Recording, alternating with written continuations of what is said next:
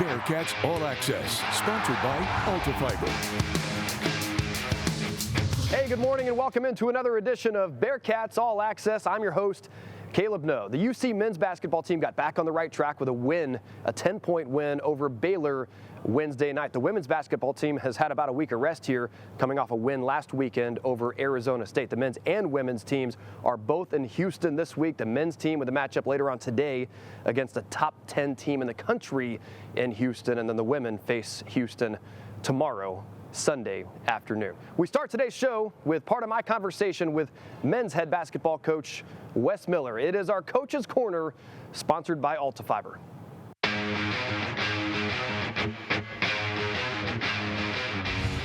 This past weekend, on the back end of that trip out west, coming off a disappointing loss to Arizona State, then you find out we're stuck out here due to travel issues with the snowstorm. How did the group approach that adversity? They handled it well. I think we just presented the information as soon as the game was over. Hey, we're not going to be able to get out of here, and I doubt we can get out of here tomorrow. Life, let's make the most of it. And there's worse places to be stuck. If you're going to be stuck somewhere, be stuck where the weather's pretty good. That's right. Take me into that time. You mentioned that you got to practice in during that. How was that time spent out there? Well, we had to give them Sunday off due to NCAA rules. So we got them out of the hotel, did a team activity with them in the afternoon, took them to a team dinner out of the hotel. So we wanted to try to, get out of just sitting in their rooms. And then Monday morning we woke up and had a 9 a.m. and we started practice at 8:30 Monday morning. And then as soon as we were done with practice at Arizona State's practice facility, we headed straight to the airport and got home, I think, about 7:30, 8 o'clock that night with the time change. Okay, so Wednesday night you turn around, coming off back-to-back losses, and you get a win. You get 5 for 6 from outside from Jizzle. You get a double-double, strong double-double, 18 and 17 out of Baba. What was most encouraging about your team's performance Wednesday night to you? Well, we come out and, Baylor's played some zone this year, but they've been, primarily a man-to-man team. And from the first possession, they're in zone on misses, they're in zone on makes, they're in zone on turnovers. So it was obvious their game plan was to just try to play us zone. And we came out, we did a little preparation in case they jumped into a zone, but I thought we came out and really did a nice job attacking their zone, adjusting to a kind of a wrinkle that they threw at us to start the game. I thought that was really important. The interior play really got us going.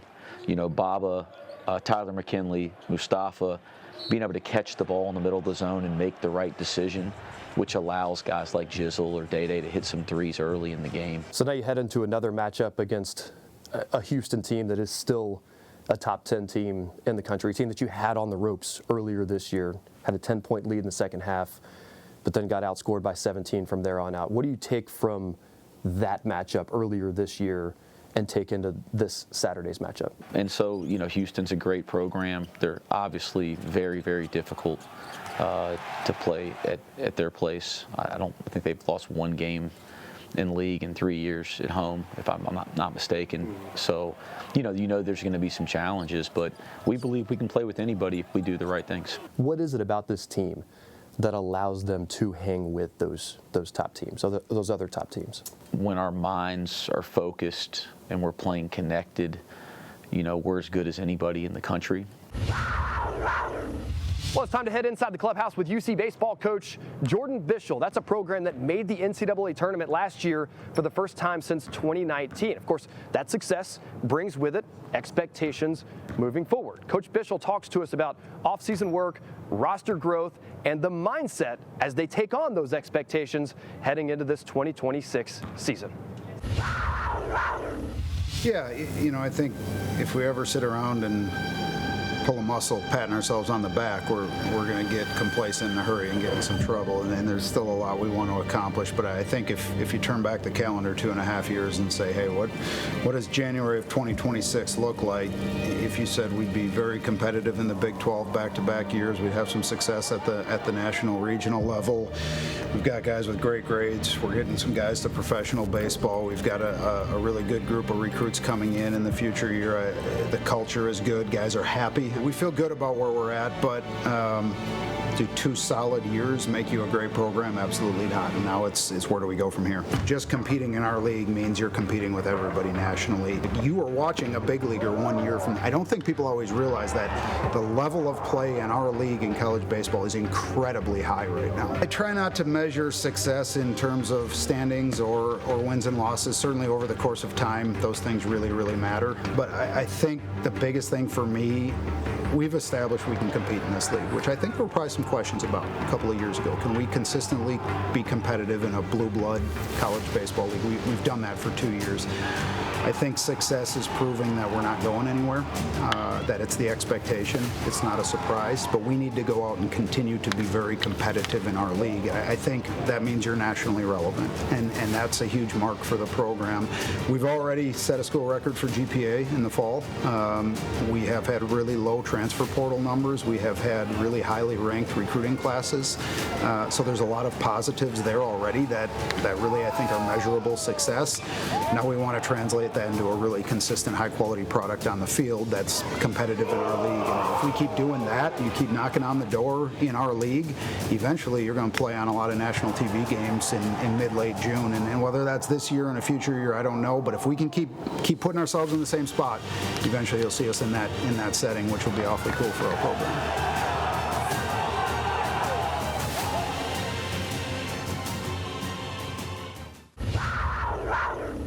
Well, up next on Bearcats All Access, a dominant performance by the Bearcats against their crosstown rivals. We take you inside that with the swimming and diving team. That's next. This segment is sponsored by Furniture Fair.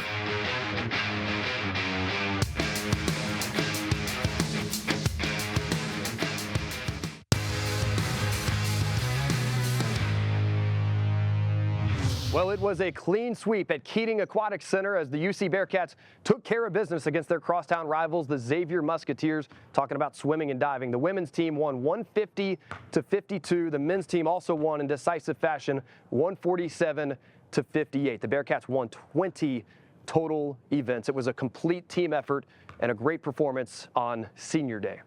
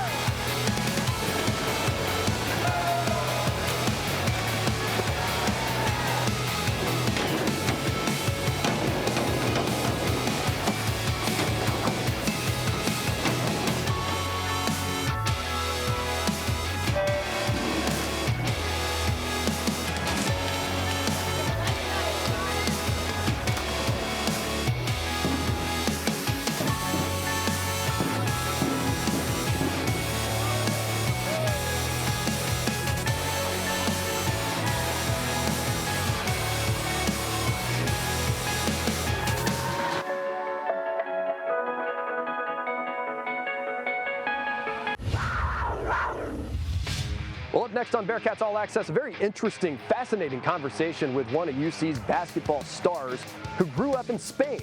Now he's living in America and playing basketball for the Bearcats. Baba Miller is next on Bearcats All Access. Bearcats All Access, sponsored by Ultifiber. Well, moving away from home at 18 years old is one thing. It can be a jarring experience. Imagine, though, not just moving away from home, but moving to the other side of the world. That was the experience a few years back for UC men's basketball player Baba Miller, who now finds himself here in Cincinnati, and he's become a star on the basketball court for the Bearcats. Here's part of my conversation with Baba Miller, a very fun, interesting conversation with a guy who grew up in Spain. It is our Bearcat Spotlight presented by Furniture Fair.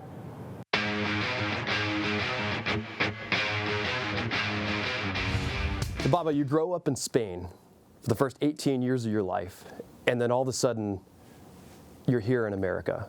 What was your first impression after moving to America at 18 years old?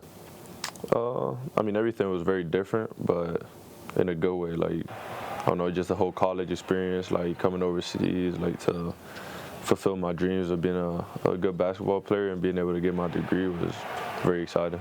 Okay, so you played basketball all growing up. Obviously, soccer is huge in Spain. You grew up playing soccer as well? Yeah, I played soccer on a team probably till I was like around maybe 10 or 12. What position were you in soccer? I started off as a defender, but then I was pretty good, like with like passing and touch and stuff. So they moved me to like midfielder, and then that was probably the last position I played. Okay, so then you have to make that decision. How difficult or easy was that decision for you? I mean, it was pretty easy. I feel like I always knew basketball was my thing, but it was definitely a bit upsetting having to leave soccer behind. Somebody would have told you, at 18 years old, you're going to move to America and you're going to be playing basketball at this type of level. What would you have thought? I don't think I would have not believed it, but I probably just had no idea. I was just a kid just playing for fun. Like, obviously, like my dream always to be a professional basketball player, NBA, but they would have told me I would have been in college, like 4 years, going to all these different places, countries, states, because of basketball. I would have probably not believed it. What's been your favorite thing about Cincinnati since you arrived here? I feel like, honestly, the people, like how much they care. Like, it reminds me a lot of Madrid, actually, because it's like they actually really care about the team and the school and our success. And I feel like you don't get that everywhere. Like, honestly, like seeing like the arena almost packed against like NAI team or against like a mid-major, low-major, doesn't matter like what the results are. And I feel like that motivates me and it motivates the whole group to go harder and be better. Well, a local Cincinnati area golfer has become a staple here on campus for UC's golf team. Rylan Wotherspoon went to Cooper High School in northern Kentucky. Now he's putting together solid rounds, and he's become the model of consistency for the Bearcats. Here is part of his conversation with Austin Squires. It's this week's edition of Talk Birdie to Me.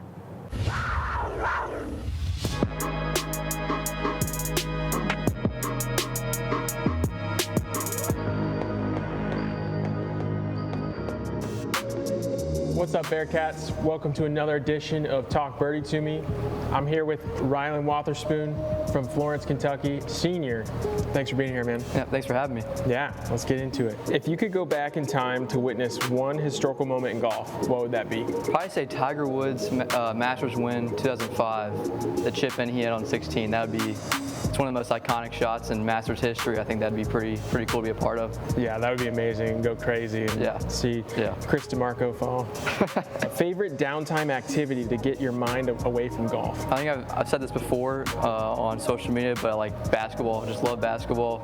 Just anytime I can shoot hoops, love doing that. Love watching basketball. Love college basketball specifically. So if you had to choose one for the rest of your life, with every meal, are you eating with a fork, a spoon, or a knife? I mean, I have spoon in my name, but I would have to say I'd probably go with a fork, because like you can still kind of cut things with a fork and still pick things up, so you can kind of get best of both worlds with that. Yeah, so. You're the second person to say fork, but I mean, if I had to eat a bowl of soup with a fork, I don't know what I'd do. Yeah, it'd be difficult. Yeah, I don't eat too much soup, so I think I'll be all right. Fair enough. Yeah. Fair enough. If you're in a middle seat on a plane, do you get the right to both armrests? I think it'd be like it's common courtesy from the aisle seat and the window seat to give both armrests, but like if I'm in that situation and people are using, I'm not going to start a whole situation about it, but I think you should get both armrests if you're middle seat. I mean, that's for sure the worst seat. So if you have two people, kind of crowding in on you, you're not going to be like, hey, this is mine? I'm not going to start boxing people out, but I got you. I think that it'd be nice for them to let me have those armrests. I got you. All right, we're getting into the spring semester of your senior year. What are your goals for this semester? Well, I mean, the biggest goal was the postseason. We really want to make a run in the postseason. I was able to go to a regional my freshman year, and we still want to be able to get a shot at the national championship, so that'd be the biggest goal for myself and the group. I love that. I love to see that. Yeah. Well, guys, thanks for coming. Come back next week for another edition of Talk Birdie to Me.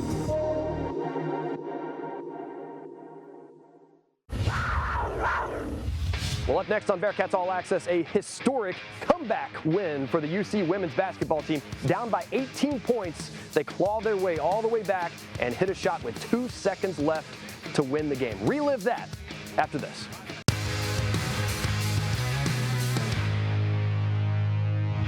Well, it was one of the biggest, most exciting comebacks in the history of UC women's basketball. Last week, Saturday afternoon, right here on this floor, the Bearcats trailed by as many as 18 points, but clawed their way all the way back. And thanks to a steal and layup by Joya Crawford with 2 seconds left, the Bearcats got out of here with a wild come-from-behind win. 3 players for UC finished in double figures. The crowd brought the energy, and at the end of the day, history was made. Sit back and relive the best moments from that wild comeback. Joya Crawford defensively is the most fearless kid that I've ever coached. It was her 100% who believed she could go grab that ball and be fast enough and good enough to lay it in. The calm before the storm, quite literally. It's Arizona State and Cincinnati. Arizona State trying to make their way up as they are 4-3, trying to climb their way up on the left side. Cincinnati at 2-6, trying to battle back. Play hard, say you play together, you play for each other. You understand? Think folks over the next 40 minutes you have for this game. You understand? Give it everything you have, what this team deserves, what you deserve. We are ready to go from Clifton.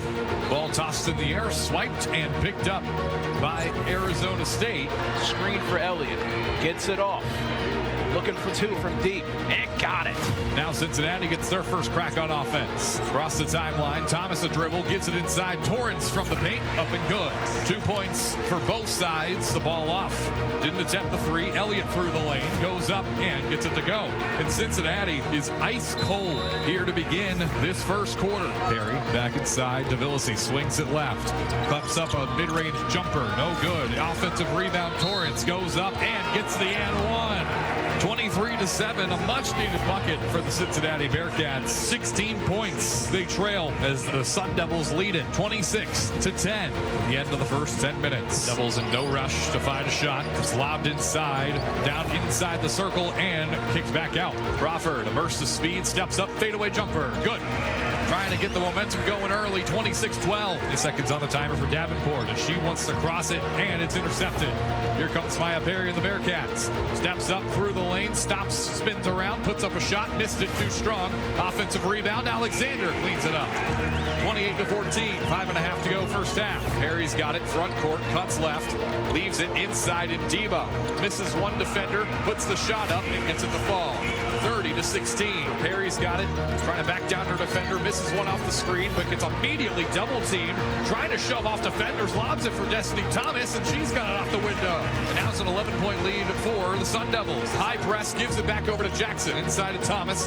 Thomas looks, hands it back to DeVillisi, 16 on the timer. DeVillisi, one step through the lane, up no good. Destiny Thomas with the rebound, goes up and cleans it up off the window. 31-26, throws it high. Torrance able to track it down. Destiny Thomas kicks it back outside. Top of the circle, Jackson. There's a high pressure defense. Perry for 3. Off and got it. 31-29. Maya Perry, are you kidding? 31-29. The Sun Devils lead as we head into the halftime locker room. The Bearcats spring to life here in the second quarter. The Bearcats are trying to find their way back into a win. Back to Alexander, who feeds it in. Quick pass to Ndiba. Dribbles once, twice on the block, trying to get up through traffic, and it's good. 38-31. Bearcats trying to mount a comeback. Jackson rotates from left to right. Hands it over as DeVillisi. She jump pass through the lane. Goes up Ndiba, trying to give it back. DeVillisi open 3, and she's got it. Big 3 for the freshman. Ice in her veins. Hands it up top to Alexander, who gives it back on the baseline. Flips it back to Ndiba. Feeds it in. Alexander and 1. 42-38. Kicks it over. Bracken's falling. Lost her footing. Kicks it over to Torrance. Now all alone. Perry up and good. Good breakaway for Cincinnati. And the Sun Devils lead by 5 as we head to the final frame. Perry's got it. Crossing the timeline. Stops. Steps into a 3. She's got it. Big 3-pointer for Maya Perry. 2-point ball game. Dribble across the timeline. Defender in tow. Torrance wide open down low. 52-50. Bearcats can tie or take a lead. DeVillisi, mid-range jumper. Got it. Tie ball game. 52 all. It's a whole new game here in Cincinnati. Kalia shakes her head. Doesn't like the option to Maya Perry double team. Now steps up near elbow to the far. Torrance jumper. Good. Back to a 2-point lead. Crawford back to the half-court mark, hands it to Torrance. Torrance trying to back down her defender. A full drive goes up and gets it to go off the window. Timeout, Arizona State. 64-63. 37 seconds to go. Fifth Third Arena on its feet. Into Brackens. The leading scorer, Elliott. Tipped away, stolen. Julia Crawford, 3 seconds to go. Puts it up. Oh, she hit the shot. Julia Crawford. Pumps one way, looking right, goes left at the buzzer. It's no good. It's no good. Ball game. Bearcats win. Bearcats win. 66-64. Oh my goodness. And the Bearcats are victorious. Julia Crawford able to whisk the ball away and put up the win for Cincinnati. Hey, way to fight back. Way not to give up. Right there for a minute, it looked like we didn't have a chance. And that's what it means to be a Bearcat. You keep fighting to that buzzer. Congratulations. Here we go.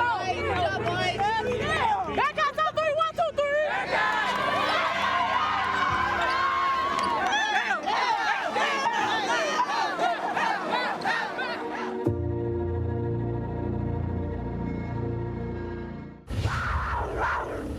Well, that'll just about do it for this week's edition of Bearcats All Access. The UC men's and women's basketball team both in Houston this weekend. The men's team about to tip off as we speak, a noon tip-off against the number 10 team in the country, and the women's team in action tomorrow afternoon, a 3 o'clock tip-off in Houston for them. That's it for our show. We'll do it again next week. Till then, have a good week, everybody.